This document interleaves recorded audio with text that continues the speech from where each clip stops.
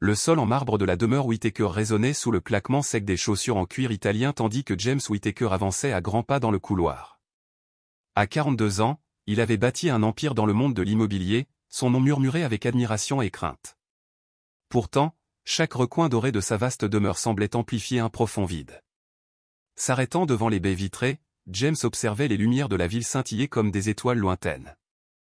Il aboya dans son téléphone, « Annulez le gala de charité, dites-leur que je double ma contribution. » L'accusé de réception hésitant de l'assistant résonna dans le combiné, suivi du léger clic de l'appel se terminant sans un adieu. James glissa l'appareil dans la poche de son costume sans un regard. Son propre reflet le fixait depuis la vitre, des cheveux noirs aux reflets argentés, une mâchoire ciselée et des yeux si durs qu'il semblait avoir oublié le rire. À ses côtés, Duke, son fidèle berger allemand, la seule créature vivante que James laissait à portée de main, se tenait debout. S'agenouillant, il lui caressa les oreilles, sa voix se fondant en un murmure rare, « Rien que toi et moi ce soir, mon garçon. » Aucun nom humain n'avait été échangé entre eux depuis des années, mais la présence chaleureuse de Duke emplissait l'étendue froide de la vie de James d'un vague écho de compagnie. Le manoir lui-même était une merveille architecturale s'étendant sur 1100 mètres carrés, orné d'œuvres d'art inestimables et doté de tout le luxe que l'on pouvait se permettre. Pourtant, le silence était profond. Aucun portrait de famille n'ornait les murs. Aucun rire d'enfant ne résonnait dans les hauts plafonds. Madame Alvarez, sa gouvernante depuis 15 ans, entretenait les lieux à la perfection, mais la perfection seule ne suffisait pas à adoucir l'absence de vie dans les couloirs. Dans la cuisine, Madame Alvarez rassembla ses affaires pour partir pour la soirée. Le dîner est au réfrigérateur, Monsieur Whittaker. Réchauffez-le quand vous voulez, dit-elle poliment, bien que son regard trahisse une pointe de sympathie. James hocha brièvement la tête et se tourna vers la porte, jusqu'à ce qu'une petite photo encadrée sur le plan de travail attire son attention. Il la ramassa, curieux. Sur l'image, Madame Alvarez rayonnait, entourée de ses enfants et petits-enfants.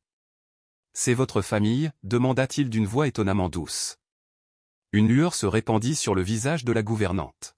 « Oui, depuis l'anniversaire de mon petit-fils le week-end dernier.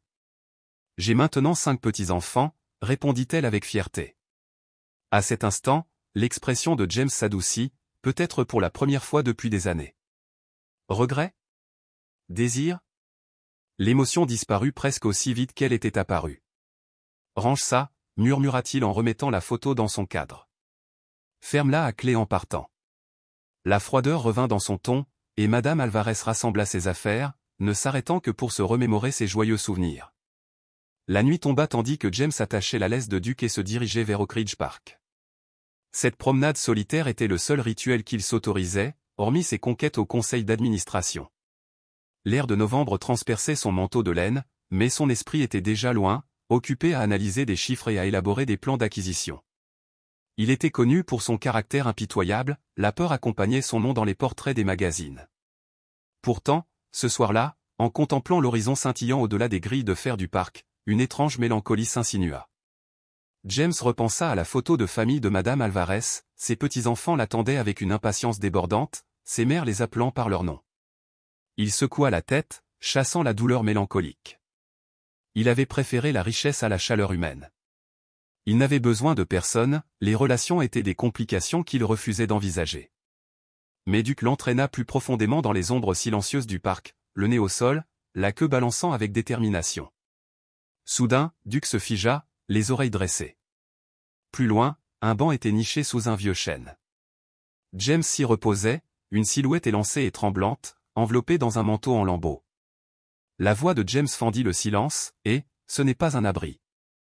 La silhouette sursauta et se redressa brusquement. Sous la faible lueur d'une lampe lointaine, James aperçut une fillette de 9 ans à peine, les vêtements en lambeaux mais propres, les joues striées de terre, les yeux écarquillés d'inquiétude. « S'il vous plaît, monsieur, je ne causais pas d'ennui, » dit-elle d'une voix ferme malgré sa peur évidente. James fronça les sourcils, l'inquiétude lui piquant la poitrine. « Où sont vos parents ? Il est presque minuit. » La fille serrait son sac à dos, la voix légèrement tremblante. « Ma mère sera bientôt de retour. Elle m'a dit d'attendre ici. » À la stupéfaction de James, Duke trotta vers elle et lui donna un léger coup de coude. Aussitôt, un sourire sincère éclaira son visage épuisé tandis qu'elle caressait la fourrure du chien. « Les chiens m'aiment bien en général, dit-elle timidement. James se surprit à se rapprocher, l'inquiétude adoucissant ses traits. « Depuis combien de temps êtes-vous ici » Il expira brusquement lorsqu'elle répondit « 5 jours ». Elle a dit qu'elle reviendrait tout de suite. 5 jours seul sur un banc public. La révélation le frappa comme un coup de vent glacial. « Comment vous appelez-vous » demanda-t-il doucement. La jeune fille lui tendit une main pâle. « Lily Harper. »« James Whittaker » répondit-il en lui prenant la main. Il faisait si froid qu'il faillit reculer, mais il ne le fit pas. Son regard devint méfiant. « Allez-vous appeler la police, monsieur Whittaker » La question résonna entre eux comme un verdict. Il devait, bien sûr. C'était une négligence dangereuse et impardonnable. Pourtant, tandis que Duke s'installait à ses pieds, la tête posée sur les genoux de Lily, James ressentit un pincement inhabituel au cœur. « Quand avez-vous mangé pour la dernière fois » demanda-t-il. « Hier matin. J'ai mangé une barre de céréales. » Sa réponse fut calme, neutre. Tandis que les mots pénétraient, James sentit une fissure se former dans son armure impénétrable, quelque chose en lui se transforma, irrévocablement. Il sortit son téléphone et commença à appeler les secours. « Les autorités retrouveront votre mère » dit-il d'une voix tremblante de détermination. Lily hocha la tête, ses petites épaules affaissées de soulagement. Quelques minutes plus tard, des lumières clignotantes clignotèrent à l'entrée du parc. L'agent Martinez, un visage familier, s'approcha. James lui expliqua la situation et, à sa grande surprise, l'agent reconnut Lily, qui travaillait bénévolement dans un centre communautaire.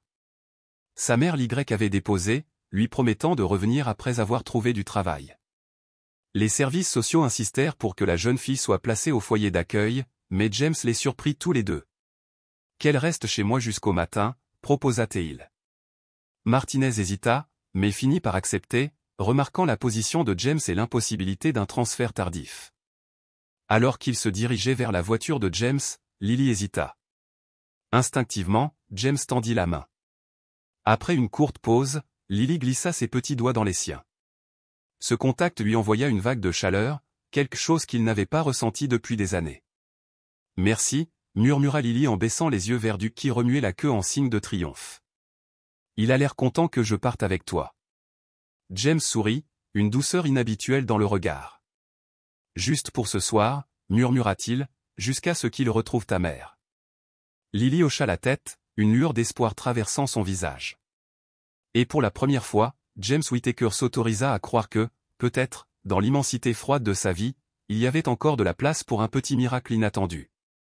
Alors que James ouvrait la portière arrière de son élégante berline couleur obsidienne, Lily hésita sur le trottoir. Il tendit la main pour stabiliser sa petite silhouette, puis aperçut son propre reflet dans la vitre teintée. L'homme qui le regardait était un inconnu, la mâchoire serrée par l'inquiétude, les yeux cernés de malaise, son costume sur mesure lui donnant soudain l'impression d'une armure qu'il n'avait jamais appris à porter. Il pressa une main gantée contre la vitre comme pour s'accrocher à une certitude. À quoi avait-il consenti en lui proposant de la raccompagner chez elle ce soir-là? Ils traversèrent l'allée pavée en direction du manoir Whittaker, dont la taille imposante engloutissait la silhouette frêle de Lily. Des colonnes s'élevaient telles des sentinelles silencieuses, et les marches de marbre poli s'incurvaient en un arc gracieux. À l'intérieur, le plafond voûté du hall résonnait de leurs pas, les lustres en cristal projetant des prismes de lumière sur une étendue de pierre pâle. Lily retint son souffle en contemplant le grand escalier où chaque marche chargée d'histoire, chaque rampe sculptée dans de l'acajou importé. « Madame Alvarez » appela James en posant le sac à dos de Lily. Sa voix résonnait étrangement faible dans l'immense entrée. Il jeta un coup d'œil autour de lui, les fauteuils moelleux et les consoles dorées étaient intacts, comme figés dans l'attente d'une visite qui ne viendrait jamais. Lily inclina le menton pensivement.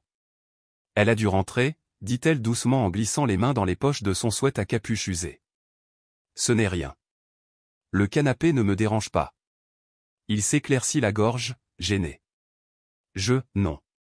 Tu auras ta propre chambre. Je te le promets. » Il mit son sac à dos sur son épaule et fit signe à Duke, son berger allemand, d'avancer. Le chien avança à pas feutrés, l'oreille aux aguets. James guida Lily vers le large escalier et le long du couloir jusqu'à la plus petite chambre d'amis ou une pièce qui, malgré son nom, affichait un plafond voûté, un somptueux lit king size et des rideaux qui allaient du sol au plafond. Il appuya sur un bouton et la lumière du plafond s'alluma. Le mobilier design brillait sous sa lumière, une coiffeuse avec miroir, un secrétaire en albâtre et une méridienne tapissée de velours gris tourterelle. Mais les murs, dépourvus de photographies ou de touches personnelles, semblaient froids, une galerie d'art se faisant passer pour une chambre. « Est-ce que ça va » demanda James, les bras croisés. Les doigts de Lily s'enroulèrent autour de la sangle de son sac à dos effiloché. Elle hocha la tête, les yeux écarquillés mais sincères. « C'est magnifique. »« Merci, monsieur Whittaker. » Il se hérissa au nom officiel, puis regretta aussitôt sa correction. « Appelez-moi James, dit-il d'une voix plus basse qu'il ne l'aurait voulu. Pourquoi avait-il fait ça? Dans la cuisine du rez-de-chaussée, le silence était encore plus pesant. Le réfrigérateur en inox bourdonnait comme un lampadaire devant une fenêtre de banlieue pratique mais impersonnelle. À l'intérieur se trouvaient les restes de son dîner, soigneusement préparés par Madame Alvarez avant son départ, un filet de saumon en papillote, des légumes vapeur et un délicat risotto. Rien de tout cela ne semblait convenir à un enfant. Après un silence gêné, il plongea le saumon dans un four chaud et alla chercher un ragoût de pâte, dont la sauce tomate avait coagulé sur les bords. Il le réchauffa sous le grill, puis porta 2 assiettes dépareillées à la longue table en acajou. Lily était assise à une extrémité, serrant sa fourchette comme une bouée de sauvetage, tandis que Duc se blottissait sous sa chaise. « Merci, James » murmura-t-elle en levant timidement une bouchée. Ses yeux, grands et sérieux, suivaient chacun de ses mouvements. Il s'installa sur la chaise en face de lui, s'éclaircissant la gorge comme s'il se préparait à un discours devant un conseil d'administration. « Alors, en quelle classe es-tu » s'aventura-t-il. Lily déglutit lentement. « Quand je pourrai aller à l'école » répondit-elle. « Je préfère les maths. » Il se souvenait de la satisfaction d'avoir résolu sa première équation algébrique, du clic précis de X et Y s'imbriquant. « Maths » répéta-t-il, comme si le mot lui-même était réconfortant. « C'est bien. Très pratique. » Le silence revint, épais comme des rideaux de velours. Lily jeta un coup d'œil autour d'elle, puis le regarda de nouveau. « Ta maison est immense pour une seule personne. » Il remua sur son siège, le cuir craquant sous son poids. « J'accorde de l'importance à mon espace. Tu ne te sens jamais seul ?» Sa question était si directe qu'elle le surprit. « J'ai Duc. » Sa voix était trop forte, sur la défensive. Les lèvres de Lily s'incurvèrent en un sourire ironique. « Duc est gentil, mais les chiens ne peuvent pas répondre. » Après le dîner, il sortit une brosse à dents neuve encore dans son emballage plastique d'un tiroir et lui montra les subtilités de la douche thermostatique. Il s'attarda dans le couloir devant la salle de bain, écoutant vaguement le clapotis de l'eau et imaginant les barrières qui les séparaient se dissoudre dans cette chaleur. Quand Lily émergea enfin, jambes retroussées, cheveux humides et lissés en arrière où elle traversa la pièce et le serra dans ses bras serrés mais fermes autour de sa taille. Sa joue pressa contre la laine fine de son costume. « Merci de m'avoir aidé » murmura-t-elle. Il se figea, une main posée maladroitement dans son dos, comme s'il craignait qu'elle disparaisse à tout moment. Puis il lui tapota l'épaule d'un ton raide. « De rien. Repose-toi. Demain, nous. » Il laissa la phrase inachevée, son esprit déjà en train de penser au matin. Seul dans son bureau plus tard, il sirota un verre de whisky single malt et remarqua un petit carnet à spirale qui dépassait des plis du sac à dos de Lily. À l'intérieur, des rangées soignées de croquis au crayon ou des portraits de sa mère, des scènes imaginaires où elles étaient ensemble, et même des histoires fantaisistes aux contours dessinés à la main. Derrière une page se trouvait la photographie froissée d'une femme dont les yeux, écarquillés et hantés, reflétaient ceux de Lily. Un frisson parcourut James. Quelque chose dans ce regard lui semblait étrangement familier, mais il secoua la tête et rangea le carnet dans son sac. En passant devant la porte de Lily, il entendit un léger sanglot. Il marqua une pause, leva la main pour frapper, puis la baissa. Au lieu de cela, il s'affala sur le sol de marbre frais et s'adossa au mur. Le tissu coûteux de son costume lui était soudain devenu insignifiant. Il ferma les yeux et laissa ses doux sanglots l'endormir dans une attente impuissante, jusqu'à ce que les sons finissent par se dissiper dans un sommeil profond. L'aube arriva, baignant les fenêtres de la cuisine dans une lumière pâle. James était assis devant l'îlot central, les cheveux en bataille, son téléphone à la main, un léger pli entre les sourcils. Son verre de scotch vide était posé à côté d'un tas de miettes de pain grillé. Il avait dû sombrer dans un sommeil fragmenté, car chaque muscle le faisait souffrir et son esprit refusait le repos. « Monsieur Whittaker ?» La voix de Madame Alvarez, qui résonnait dans l'embrasure de la porte, le fit sursauter. Il cligna des yeux 2 fois, dissipant le brouillard. Bonjour. Elle hésita, observant son apparence froissée, la cravate desserrée, le bouton du haut défait, les cernes sous ses yeux avant de se ressaisir. Nous avons une invitée, une enfant, commença-t-il en désignant le couloir. Elle restera ici jusqu'à ce qu'on retrouve sa mère.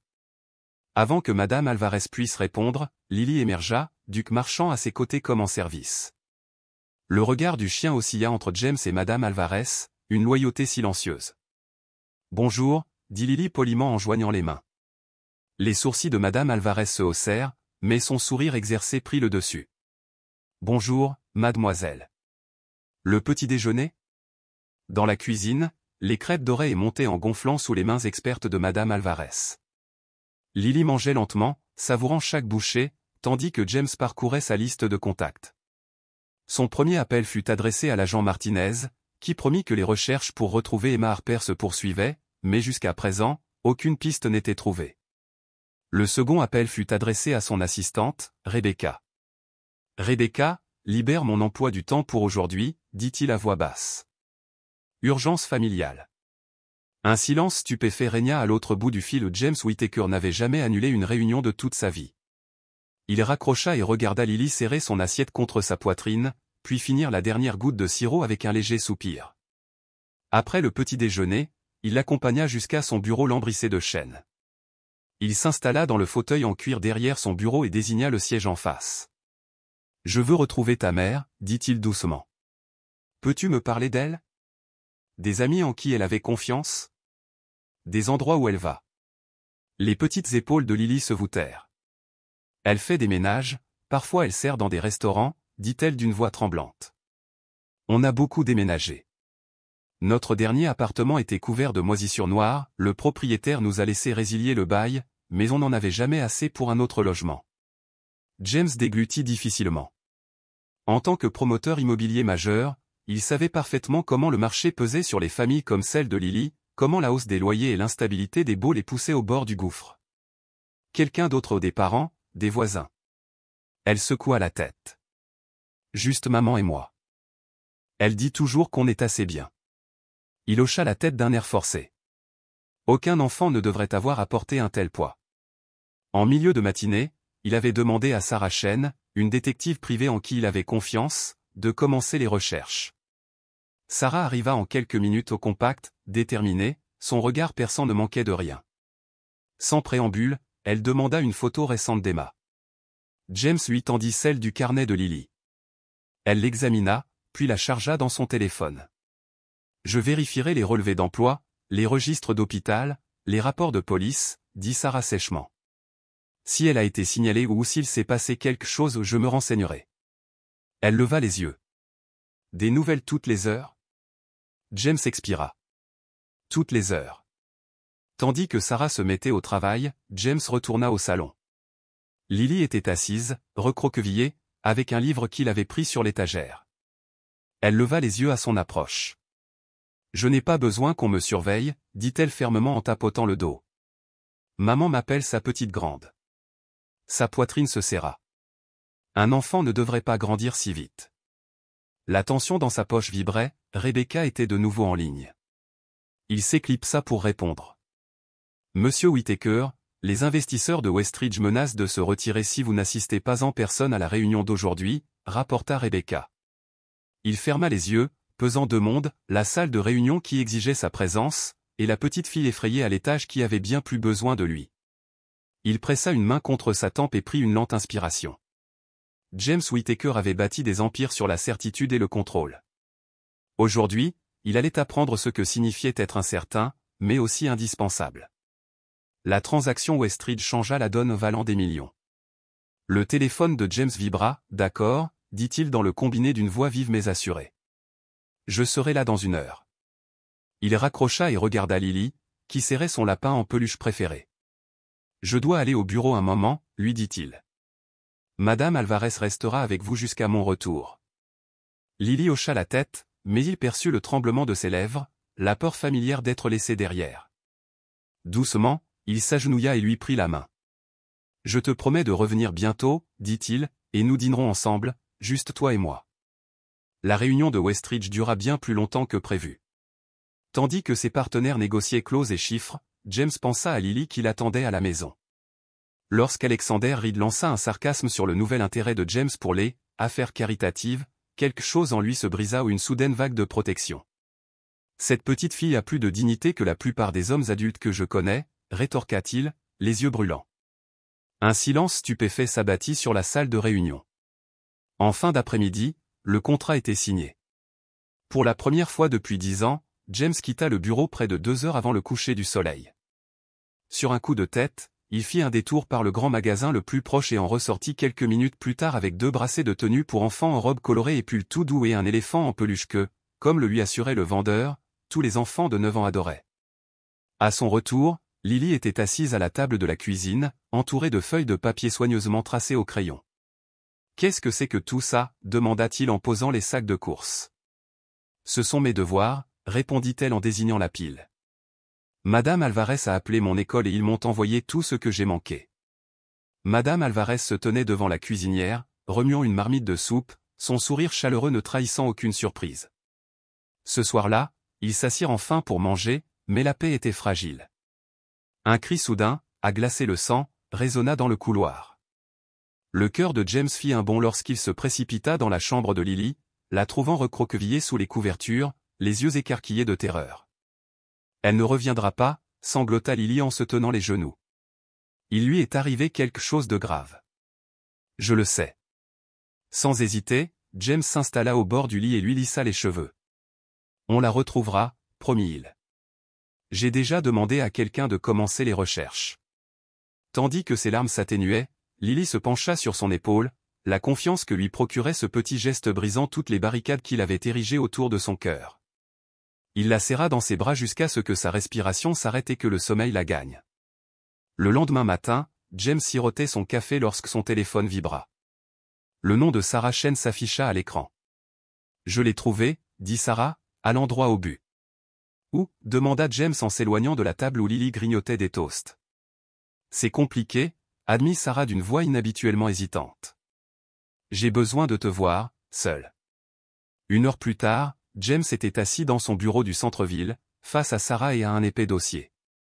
Emma Harper est en fait Emily Hartman, révéla Sarah en tapotant le document du dessus. James sentit le sol se dérober sous lui en lisant le pseudonyme et la chronologie. Le changement de nom d'Emily s'était produit 9 ans plus tôt, juste après la naissance de Lily. « Tu la connais ?» demanda Sarah. Sa gorge se serra.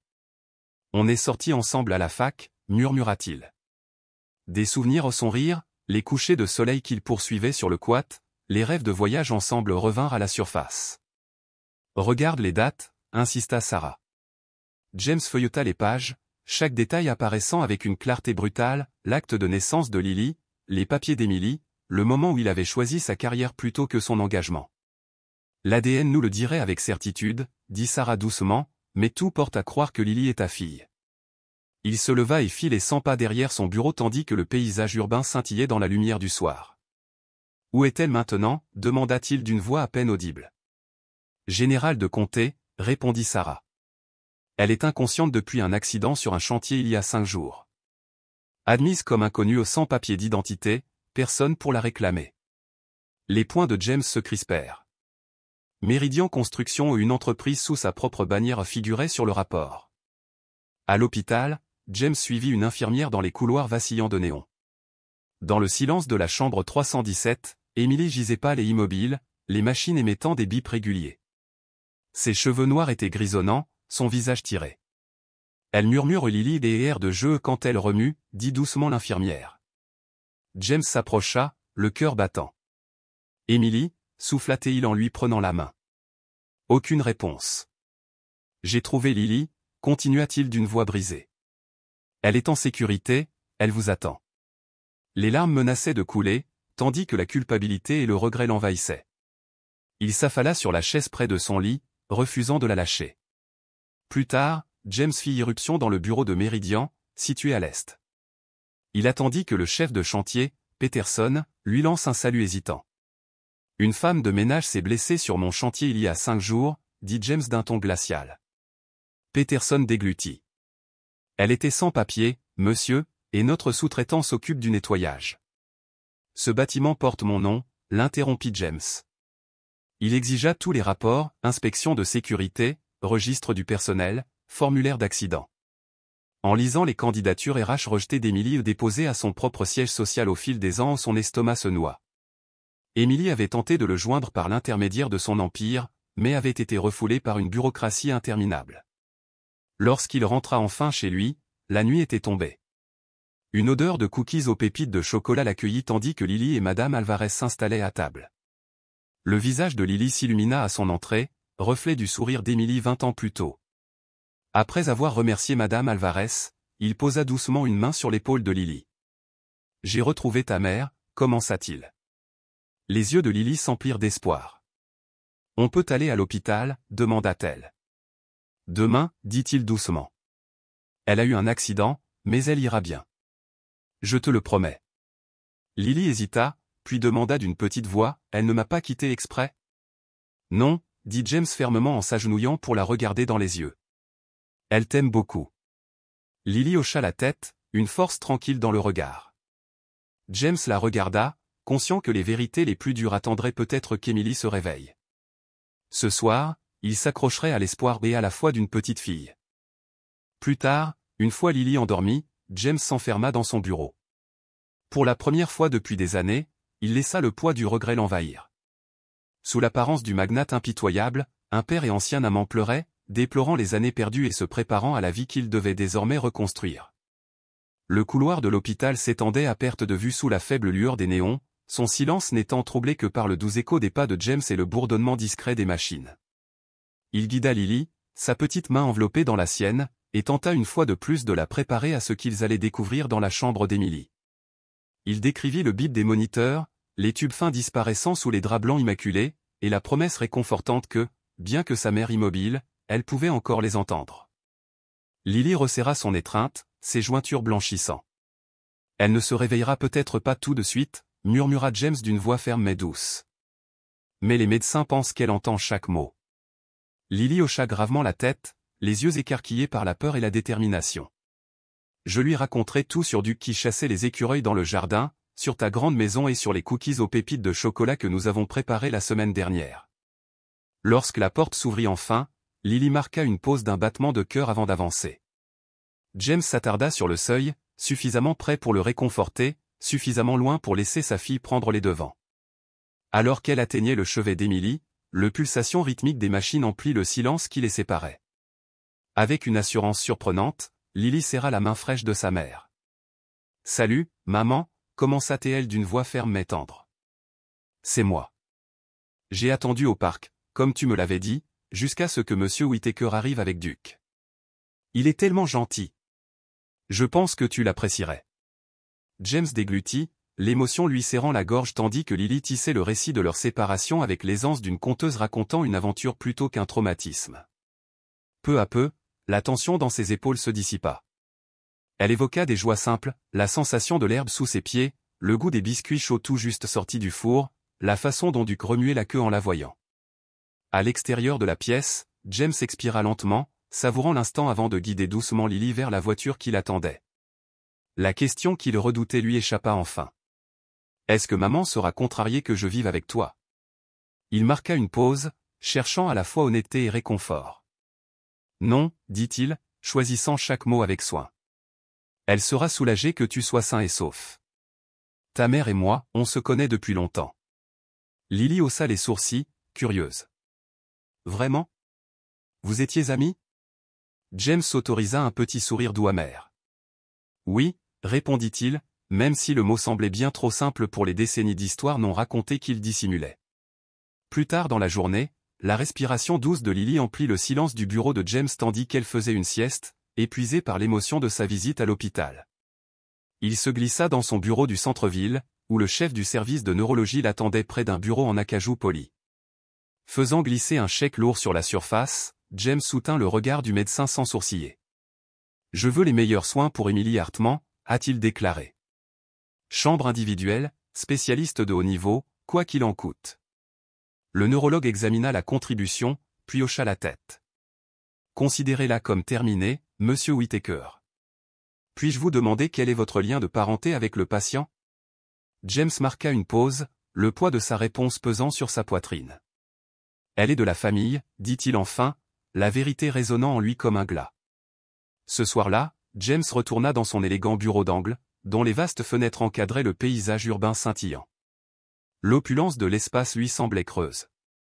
Sur son bureau reposait un dossier compilé par Sarah Chen, les 10 années d'emploi au SMIC d'Emily, les avis d'expulsion timbrés en retard, les factures médicales réparties en échéanciers de paiement, et les dossiers scolaires relatant les déménagements incessants de Lily d'un appartement délabré à un autre. Chaque page racontait une survie contre vent et marée. Le récit de James au gratte-ciel vertigineux, profit fulgurant, efficacité impitoyable semblait soudain cruellement détaché des histoires humaines qui le sous-tendaient. Il avait imposé des délais serrés, insisté sur des réductions de coûts, tout cela au service de la croissance. Et maintenant, il apprenait que ces mêmes décisions avaient coûté la sécurité de quelqu'un, peut-être même sa vie. La pluie commença à tambouriner contre les vitres tandis qu'il contemplait la nuit, ressentant pour la première fois l'énormité de sa responsabilité. Non seulement pour l'accident d'Emily, mais pour toutes les épreuves qu'elle et Lily avaient endurées seules. Son empire avait été bâti sur le dos de gens comme eux, et son éclat était désormais terni par le regret. Les jours suivants, leur vie s'installa dans une routine fragile et réconfortante. Les matinées commençaient par les conversations animées de Lily autour de crêpes, avant que James ne se précipite vers une journée de travail écourtée. Les après-midi étaient consacrés aux devoirs à la maison, où les fastes de sa demeure au sol en marbre immaculé, mobilier design laissaient place à des moments d'apprentissage et de rire en toute simplicité, autour d'une petite table dressée spécialement pour elle. Les soirées se terminaient toujours à l'hôpital, où Lily lui livrait ses nouvelles quotidiennes, récits d'aventures au parc avec Duke, dessins de leur future vie commune et promesses d'une chambre rien que pour sa mère dans la vaste demeure de James. Un soir, alors qu'il marchait main dans le parking de l'hôpital, Lily le surprit à nouveau. « As-tu déjà aimé quelqu'un » demanda-t-elle, sa voix résonnant doucement sur les murs de béton. James s'arrêta et baissa les yeux sur son visage sérieux. « J'étais tellement concentré sur le développement de mon entreprise, » admit-il, que je n'y ai jamais consacré de temps. Maman dit que tout le monde a besoin de quelqu'un, même d'une seule personne qui vous voit vraiment. La simple sagesse de Lily lui fit l'effet d'un doux marteau en plein cœur. Ce soir-là, la curiosité de James attira son attention vers le sac à dos de Lily, laissé sans surveillance dans la cuisine. Il hésita à ouvrir son journal, mais ne put résister.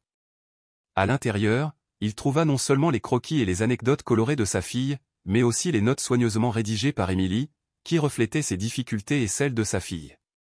Elle avait remarqué la ressemblance entre elles, sa détermination, et se demandait s'il avait jamais pensé à elle.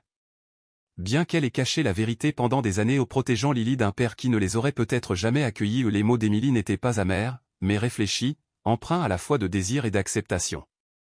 James ferma le journal, les larmes aux yeux. Aucune colère ne s'éveillait en lui, seulement une profonde tristesse et une détermination farouche à changer. Il réalisa que l'homme qu'il avait été autrefois obsédé par le profit et le pouvoir n'aurait pas été le père dont Lily avait besoin. Mais l'homme qu'il voulait devenir, si. 2 semaines s'étaient écoulées depuis ce jour fatidique au parc, et tout avait basculé. James déléguait davantage, faisait confiance à de nouvelles personnes et réservait ses soirées aux histoires du soir et aux exercices de maths de Lily. Il n'était plus le titan solitaire qui régnait à distance, mais un père présent jour après jour, crêpe après crêpe, visite à l'hôpital après visite. Par une soirée tranquille dans le couloir de l'hôpital, le docteur Patel s'approcha de James, assis près du lit, tandis que Lily bavardait doucement avec sa mère. « Monsieur Whittaker, » commença le neurologue, « puis-je vous dire un mot ?» James prit une profonde inspiration, prêt enfin à affronter ce qui allait suivre, avec le courage de faire les choses bien, pour Emily, pour Lily et pour l'homme qu'il choisirait d'être. James se redressa brusquement, le cœur battant la chamade. « Quelque chose a changé ?» demanda-t-il, la tension accentuant sa voix. Le docteur Patel se pencha en avant, son visage s'illuminant d'un optimisme prudent. « Nous observons des changements prometteurs. Ses réponses neuronales se sont améliorées, surtout lors de vos visites. » Madame Hartman réagit nettement lorsqu'elle entend la voix de l'enfant. Le soulagement et l'appréhension se lisaient sur le visage de James. « C'est encourageant, » dit-il, en veillant à ne pas exprimer d'espoir trop fort. « C'est vrai, » acquiesça le docteur Patel en tapotant sa tablette. « Mais je reste préoccupé par la durée de son coma. Je recommande de faire appel au docteur Eleanor Chen de Boston. Elle est pionnière dans le développement de thérapies innovantes pour les patients atteints de traumatisme crânien. Fais-le, répondit James d'une voix ferme. Quel qu'en soit le prix, quel qu'il soit. Le docteur Patel fit un petit signe de tête rassurant. Ce n'est pas tout.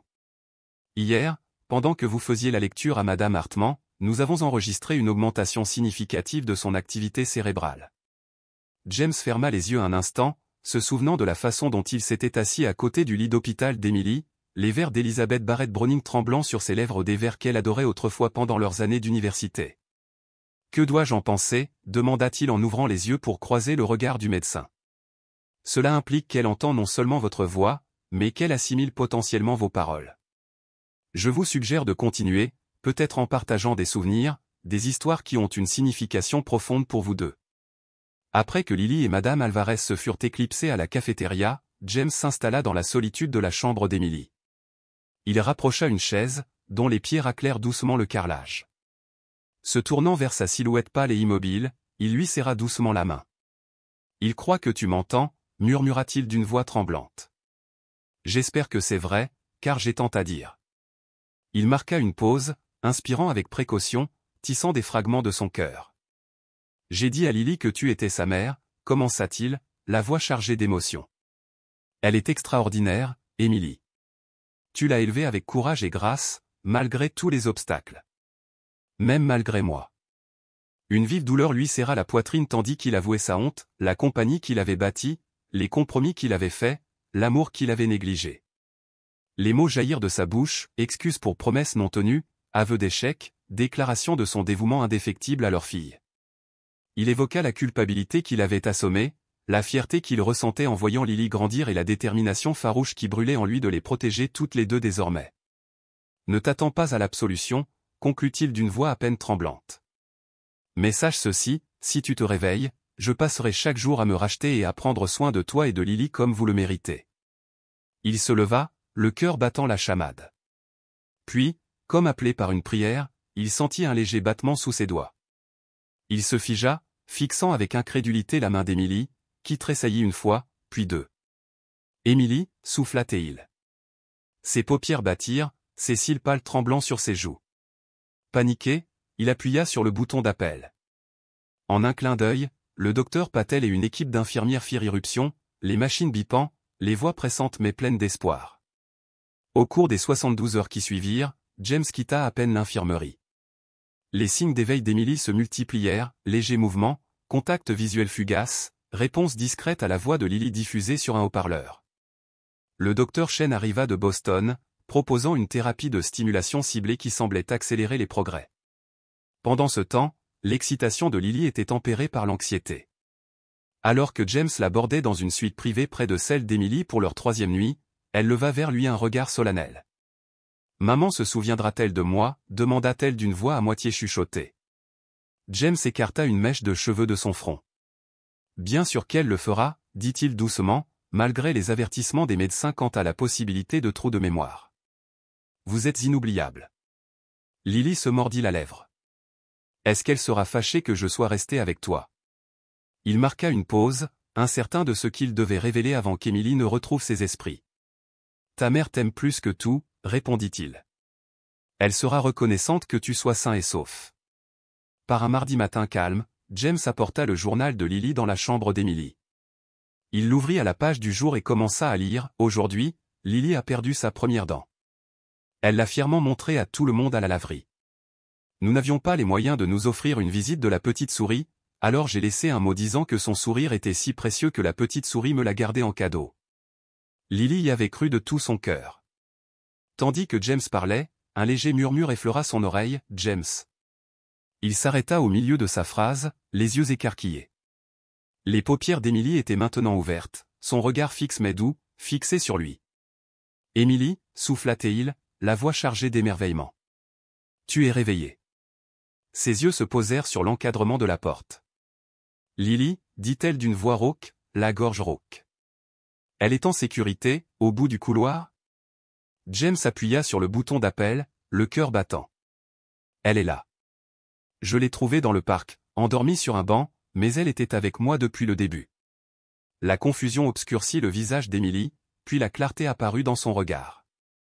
L'accident, combien de temps a-t-il duré? Presque 3 semaines, répondit James en s'accroupissant à côté d'elle. Les larmes montèrent aux yeux d'Emily. J'étais inconsciente? Lily était seule? Sa voix était brisée par l'angoisse. Non, insista James en posant sa main sur la sienne. Elle n'a jamais été seule. Je prends soin d'elle. Compréhension, soulagement et tristesse se lisaient sur le visage d'Emily tandis qu'elle reconnaissait James Whittaker, l'homme qu'elle avait cru perdu. Avant que James puisse ajouter un mot, les infirmières affluèrent pour surveiller les constantes d'Emily, raccompagnant doucement James. Il saisit l'occasion pour envoyer un texto à Madame Alvarez, « Venez chercher Lily immédiatement ». 20 minutes plus tard, alors que le personnel terminait son évaluation, Lily fit irruption. Elle resta bouche bée à la vue de sa mère, réveillée, appuyée sur des oreillers douillets. « Maman », murmura Lily, la crainte et la joie tremblant dans sa voix. Les yeux d'Emily s'embuèrent tandis qu'elle faisait signe. « Lily ?» En un instant, Lily traversa la pièce, jetée dans les bras d'Emily. Elles se serraient l'une contre l'autre, un mélange de larmes et de rire, tandis que James observait la scène, la gorge nouée. Plus tard, alors que Lily dormait recroquevillée à côté de sa mère, Emily tourna son regard vers James. « Comment l'as-tu trouvé » demanda-t-elle dans un murmure discret. « Par hasard » a-t-il admis. « Je promenais mon chien dans le parc quand je l'ai vu. Mais après ça, je ne l'ai plus quitté. » Emily ferma les yeux, la douleur illuminant son visage. « Je lui ai dit d'attendre près de l'aire de jeu, que je revenais tout de suite. Il fallait que je touche mon salaire et que je trouve un appartement. » Sa voix tremblait. « Je n'ai jamais voulu l'abandonner. » James lui serra la main. « Je sais. Ce n'était pas ta faute. » Elle l'observa, voyant les années gravées sur son visage. « Tu sais, pour Lily ?» Il hocha la tête. « J'ai engagé un détective privé. » Son regard se posa sur leur fille endormie. « Cela aurait-il changé quelque chose, Emily » demanda-t-elle doucement, la voix tremblante. « En t'éloignant, tu as clairement montré à qui allait ta loyauté. » Le poids de ses paroles s'installa entre eux. James déglutit difficilement. « J'avais tort sur tout ce qui comptait, » murmura-t-il. Avant qu'il puisse en dire plus, une infirmière s'est glissée pour vérifier les signes vitaux d'Emily, mettant ainsi fin doucement à leur moment. Les médecins insistèrent pour garder Emily en observation, mais une nouvelle routine s'installa. Chaque après-midi, James emmenait Lily lui rendre visite, puis s'écartait pour que mère et fille puissent renouer leur lien. Le soir, lorsque Lily était occupée à ses devoirs ou jouait tranquillement sur le sol de la chambre d'hôpital, James et Emily parlaient à voix basse, naviguant entre les 20 années qui les avaient séparés. Au 3e jour de ces timides retrouvailles, Emily regarda James avec un mélange d'émerveillement et de détermination. « Tu l'as élevé tout ce temps » dit-elle doucement. James hocha la tête. « Elle est extraordinaire, Emily. Tu as fait un travail incroyable. » Les yeux d'Emily brillèrent. « Toute seule » ajouta-t-elle d'un ton à la fois reconnaissant et blessé. « Travailler au salaire minimum, sans aucun soutien. » James la regarda droit dans les yeux. « Je ne savais pas. Est-ce que ça aurait eu de l'importance ?» Il lui tenait la main et, pour la première fois depuis 2 décennies, ils partagèrent une compréhension silencieuse, le passé ne pouvait pas être effacé, mais l'avenir contenait la promesse d'une guérison, pour eux deux et pour la remarquable petite fille qui les avait réunis.